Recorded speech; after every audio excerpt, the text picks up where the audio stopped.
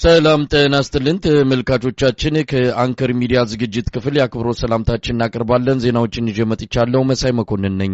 በምስራቅ እዝ ስር ከነበሩ የአማራ ተወላጅ የሰራዊቱ አባላት መካከል 85 በመቶ የሚሆኑት በተለያዩ ምክንያቶች መክዳታቸው ተገለጸ። ዘመናዊ ታንክና ድሮን ታጥቀን ክላሽ በያዘ የጽንፈኛው ኃይል ተደጋጋሚ ጥቃት እንዴት ይደርስብናል ሲሉም የምስራቅ እዝ ዋና አዛዥ ሌተናል ጀነራል ማመር ተሰማ መናገራቸውን የደረሰን መረጃ አመልክቷል። ከተለያዩ ወታደራዊ ማሰልጠኛ ካምፖች የተወጣጡ የምስራቅ እዝ ወታደራዊ አመራሮች ሰሞኑን ባደረጉት ግምገማ የመከላከያ ሰራዊቱ የመዋጋት ሞራሉና አቅሙ መዳከሙን በተመለከተ በሰፊው መነጋገራቸው ታውቋል። በግምገማው መድረክ ላይ የተገኙት የምስራቅ እዝ አዛዥ ሌተናል ጀነራል ማመር ተሰማ ቁጣ በተቀላቀለበት ንግግር ዘመኑ የፈጠራቸውን ውድና ዘመናዊ የጦር መሳሪያዎች ታጥቀናል፣ ነገር ግን ከድሽቃና ብሬን የዘለለ መሳሪያ ባልታጠቀ የጽንፈኛው ኃይል ከባድ ኪሳራ እየደረሰብን ነው ማለታቸው ተሰምቷል። በመድረኩ ላይ የአማራ ተወላጅ የሰራዊቱ አባላት በከፍተኛ ቁጥር መክዳታቸውንና 85 በመቶ የሚሆኑት ከነትጥቃቸው መጥፋታቸውን የሚገልጽ ሪፖርት ቀርቧል። ሌተናል ጀነራል ማመር ተሰማ በቀጣይ የፋኖ የቡድን መሳሪያዎች ላይ ትኩረት ያደረገ የማጥቃት ዘመቻ መደረግ እንዳለበት መመሪያ መስጠታቸውን ነው ካገኘነው መረጃ ለማወቅ የተቻለው።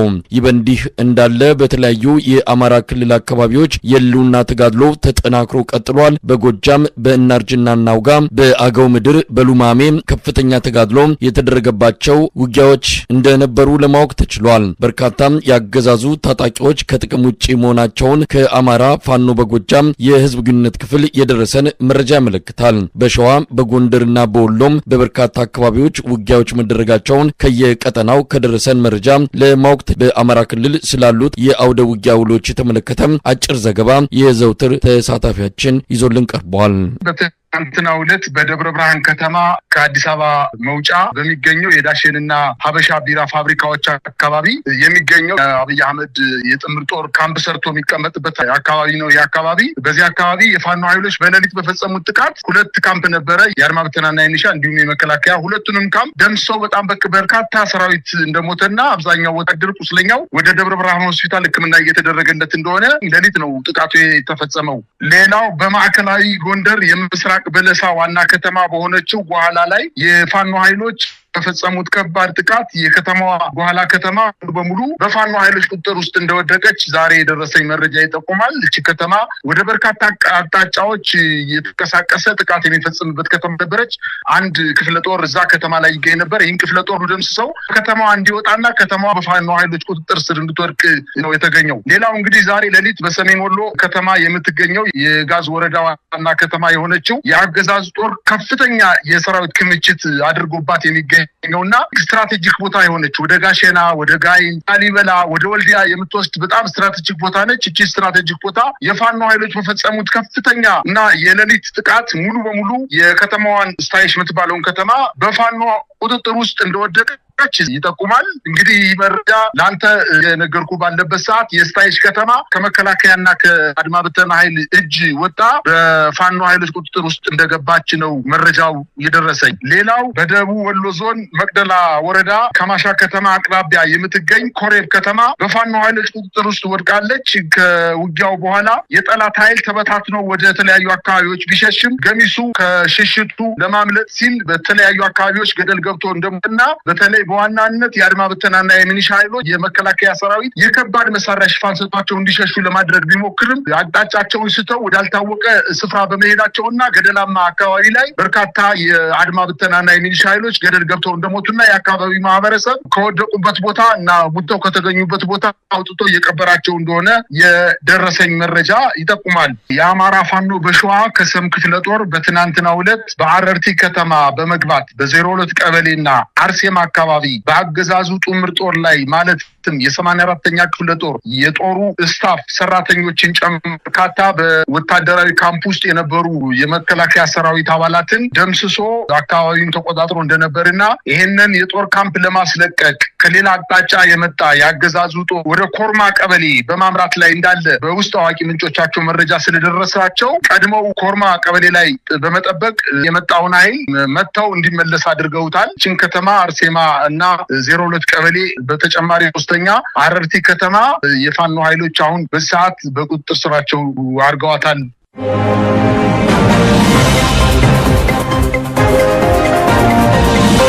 የአብይ አህመድ አገዛዝ ሰራዊቱን ወደ ኤርትራ ድንበር አካባቢ እያስጠጋ መሆኑ ተገለጸ። ሰሞኑን ወደ አፋር ክልል ማጓጓዙን ያገኘነው መረጃ ያመለክታል። በሁለቱ ሀገራት መሃል ጦርነት ሊፈነዳ ይችላል የሚለው ስጋት በሰፊው እየተነሳ ባለበት በዚህ ወቅት የአብይ አህመድ አገዛዝ በተለያዩ ከኤርትራ ጋር በሚዋሰኑ የድንበር አካባቢዎች ሰራዊቱን እያስጠጋ እንደሆነ ይነገራል።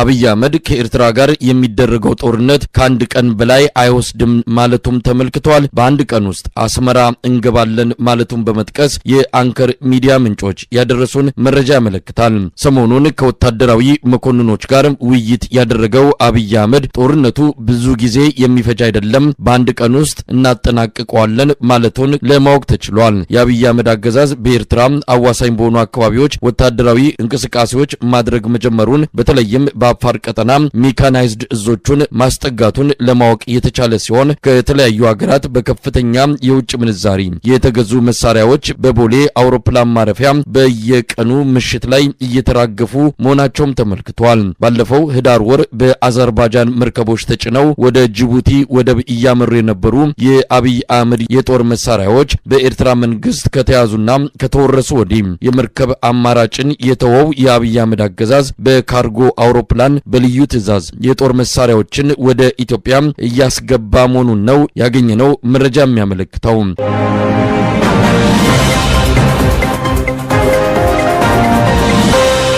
የኢትዮጵያ አየር ኃይል ካለፉት ሁለት መንግስታት ዘመናት በከፋ ሁኔታ የተዳከመበት ጊዜ ላይ እንደሚገኝ ተገለጸ። አቅምና ብቃት ያላቸው አብዛኞቹ አብራሪዎችና የቴክኒክ ባለሙያዎች በማንነታቸው በመታገዳቸውና በመባረራቸው ምክንያት አየር ኃይሉ በከፍተኛ ደረጃ ተዳክሞ ያለበት ቁመና ላይ እንደሚገኝ ነው የአንከር ሚዲያ ምንጮች ካደረሱን መረጃ ለማወቅ የተቻለው። በግዢና በተለያዩ ስምምነቶች ወደ ሀገር ውስጥ ከገቡት ከ20 በላይ ድሮኖች መሃል አሁን በስራ ላይ የሚገኙት 5ቱ ብቻ እንደሆኑና እነዚህም በማንነታቸው በታገዱ ባለሙያዎች አለመኖር ምክንያት ለመጠቀም የሚያስችል በቂ የሰው ኃይል እንደሌለ ነው በመረጃው የተገለጸው። በአሁኑ ጊዜ ከድሮን ጋር በተያያዘ ከኦሮሞ ብሔር ተወላጆች በቀር ሌላው ኢትዮጵያዊ እምነት በማጣቱ ከፍተኛ የሰው ኃይል እጥረት የገጠመ ሲሆን በተለይም የአማራ ብሔር ተወላጅ የሆኑ የድሮን የቴክኒክ ባለሙያዎችና ሌሎች ሰራተኞች በሙሉ አስገዳጅ እረፍት እንዲወጡ በመደረጋቸው አየር ኃይሉ ድሮን የመጠቀም አቅሙ መዳከሙን ለአንከር ሚዲያ በደረሰው መረጃ ላይ ተገልጿል። ከቀድሞቹና አዲስ ከገቡት በአጠቃላይ 30 ከሚሆኑ ድሮኖች 5ቱ ብቻ አገልግሎት የሚሰጡ መሆናቸው ቴክኖሎጂን በመጠቀም ጦርነትን በብቃት መወጣት በሚል ለጀመረው አዲስ እቅድ ከፍተኛ ፈተና የገጠመው ሲሆን የሚግና የሄሊኮፕተር አብራሪዎችም በማንነት ምክንያት ከስራ ውጪ በመደረጋቸው በአሁኑ ጊዜ አየር ኃይሉ 3 አብራሪዎች ብቻ እንደቀሩት ነው ለማወቅ የተቻለው። ከ3ቱ አብራሪዎች አንደኛው ዋና አዛዡ ሌተናል ጀነራል ይልማ መርዳሳ መሆናቸውና እሳቸውም ከጤና ጋር በተያያዘ ግዳጅ ለመቀበል እንደማይችሉ ነው የተመለከተው። ሌተናል ጀነራል ይልማ መርዳሳ ከጤና ችግር ከብቃት ማነስና ከሙስና ጋር ተያይዞ ብቻቸውን አየር ኃይሉን መምራት አይችሉም በሚል ተገምግመው አብዛኛውን የኦፕሬሽን የመሪነት ኃላፊነት ለሌተናል ጀነራል ሹማ አብደታ መሰጠቱ የሚታወስ ነው። አየር ኃይሉ ከምንጊዜውም በላይ በተዳከመበትና በአብይ አህመድ አገዛዝ በቴክኖሎጂ ማዘመን በሚል በተጨናገፈ እቅድ ምክንያት አደጋ ላይ የወደቀው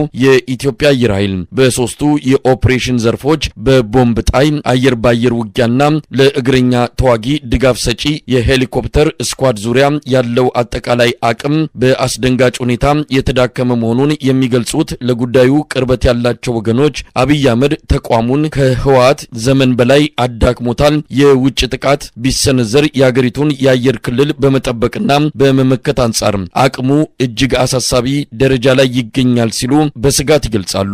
አብይ አህመድ አየር ኃይሉ በታሪክ አዲስ ምዕራፍ ውስጥ መግባቱን፣ በቴክኖሎጂ መዘመኑን፣ ጦርነትን በብቃት መጨረስ ብቻ ሳይሆን ጦርነትን ማስቀረት አቅም ላይ ደርሷል በሚል በየጊዜው የሚናገረው ከፕሮፓጋንዳ ያላለፈ እንደሆነና ሀገሪቱ ከአየር ኃይል አንጻር በጽኑ ችግር ላይ እንደምትገኝ ነው የደረሰን መረጃ የሚያመለክተው። ኤርትራ በቁጥጥሯ ስር ያደረገቻቸውን መርከቦች በተመለከተ እስካሁን በይፋ የሰጠችው መግለጫ የለም። የጦር መሳሪያዎቹንና የመርከቦቹን ሰራተኞች አሁንም ድረስ በቁጥጥሯ ስር አድርጋ እንደምትገኝ መረጃዎች ያመለክታሉ።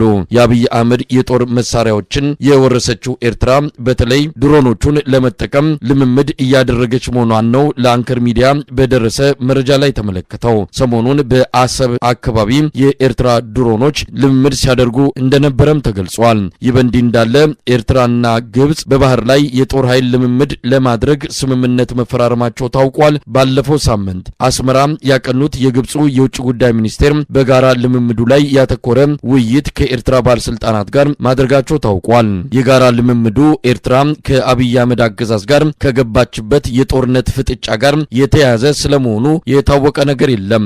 ሶማሊያ፣ ግብጽና ኤርትራ የሶስትዮሽ ጥምረት ስምምነትም በአፍሪካ ቀንድ እየተስተዋለ ካለው ውጥረት በመነሳት የምስራቅ ኢትዮጵያ አካባቢ የተለያዩ ወታደራዊ ክስተቶች የታዩበት መሆኑም ነው መረጃዎች የሚያመለክቱት። በኢትዮጵያና በኤርትራ መሃል ጦርነት ቢከፈት የሁለቱ ሀገራት ጦርነት ከመሆን ይልቅ ቀጠናዊ ቅርጽ ሊይዝ እንደሚችልም ወታደራዊና የፖለቲካ ተንታኞች በመግለጽ ላይ ናቸው።